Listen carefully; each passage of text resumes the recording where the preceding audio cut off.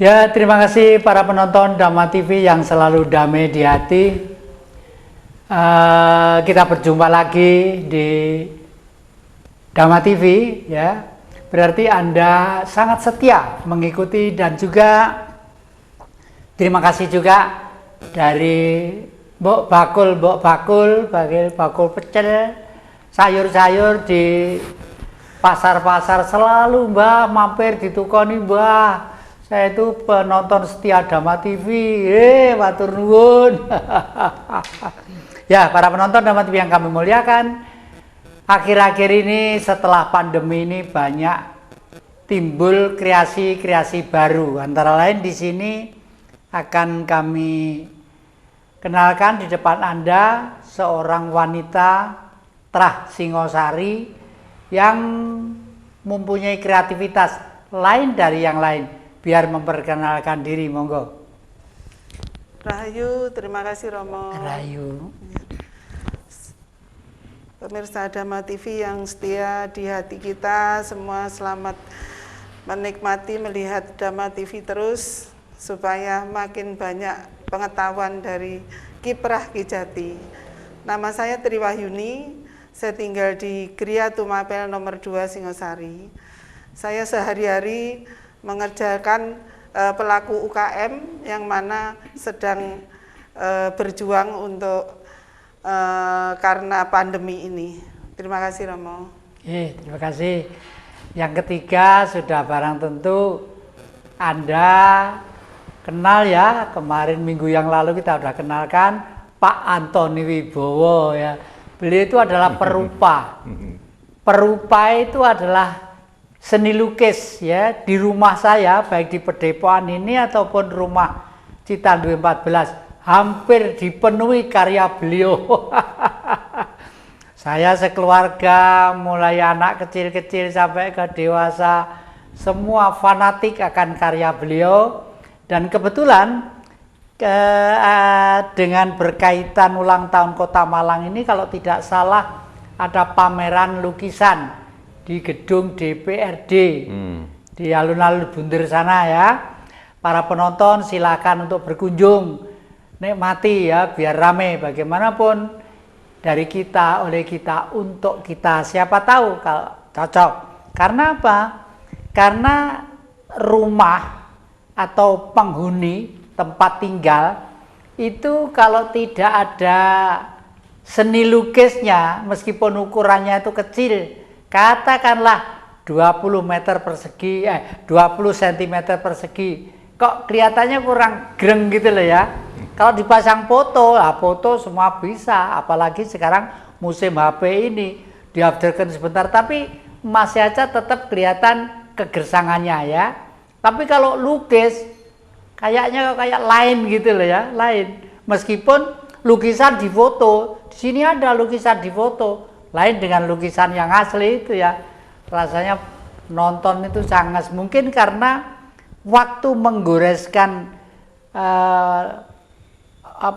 cat-cat dalam kanvas itu dibarengi dengan ketafakuran, ketekunan, keheningan, sehingga gambar itu menjadi hidup. Apa begitu Ki Bowo kira-kira? Iya, bagian seperti itulah. Ya, kira-kira seperti itu. Bu, penjenengan ini saya lihat di tengah-tengah masa pandemi ini kok justru mengeluarkan kreativitas, yang kreativitas itu menurut saya, karena saya jenengan paringi beberapa lembar itu kain itu.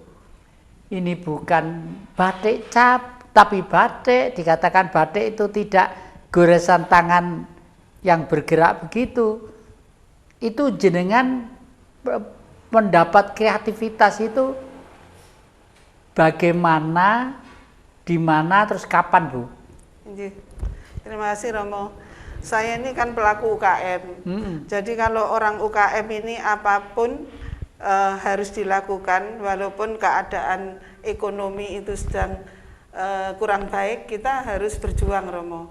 Sehingga dalam kurun waktu beberapa bulan itu saya sering lihat YouTube, kemudian saya pelatihan yang namanya EcoPrint. Nah itu EcoPrint itu sebenarnya dari daur ulang, tetapi daur ulang yang daun segar, Romo. Jadi kalau saya bilang, kalau saya mengerjakan kreasi, beli barang itu pakai uang, Romo. Tapi kalau cari daun, mungkin ke depan Romo tinggal telepon, Romo saya cari daun jati di depan, gitu aja.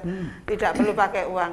Namun kreativitasnya itu ya Romo yang kita ini. Nah, dari situ saya buat ekoprint sehingga ya lumayan pesanannya sudah mulai jalan, apalagi Lebaran ini. Mintanya apa, Pak Bowo itu ada yang minta bajunya sama maskernya ini sama, sehingga masker itu bisa dieko dari kain percanya tadi, bekas-bekasnya tadi bisa dieko. Kemudian ada yang kerudungnya harus dieko. Semuanya serba bisa, sepatu bisa, tas kulit bisa, Romo. Ya, jadi kulit yang bekas-bekas itu kita karena juga daur ulang kembali lagi tidak cari yang mahal, Romo.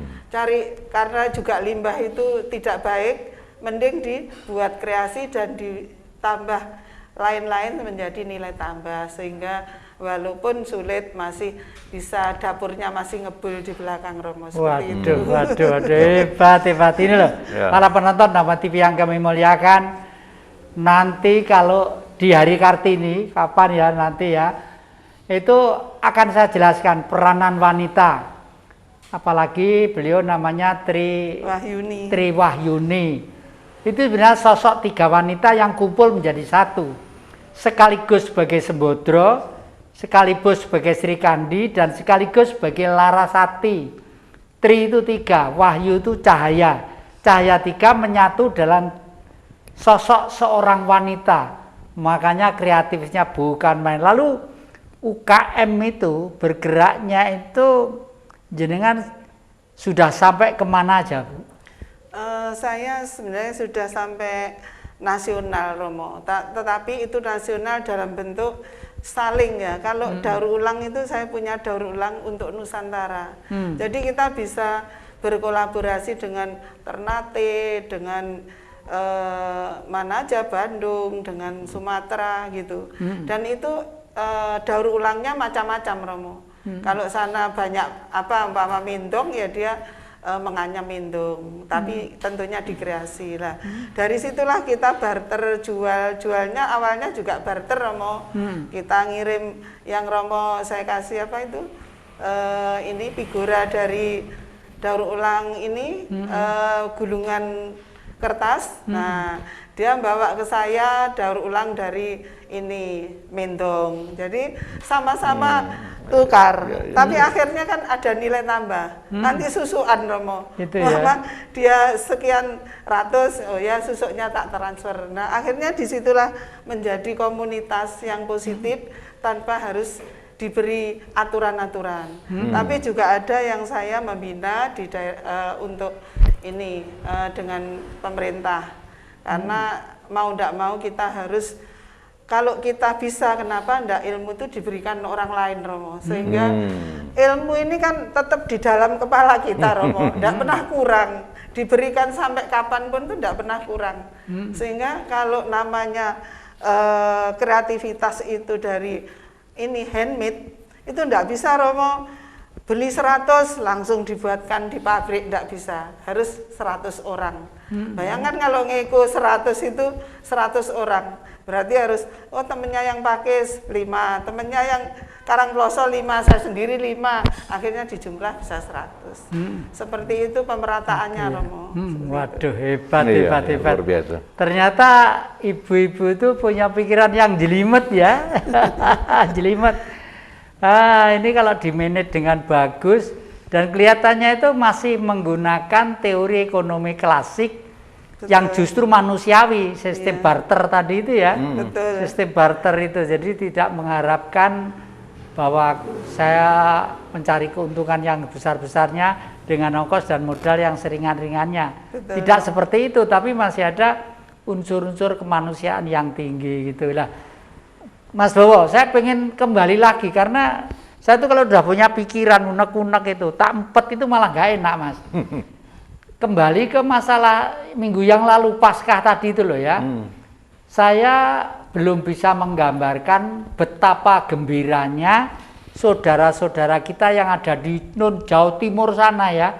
Umumnya itu kan Nasrani umumnya. Ya. Di sana itu lah. Kalau ke budaya dalam kegiatan Nasrani itu Paskah itu lebih meriah Natal atau Paskahnya?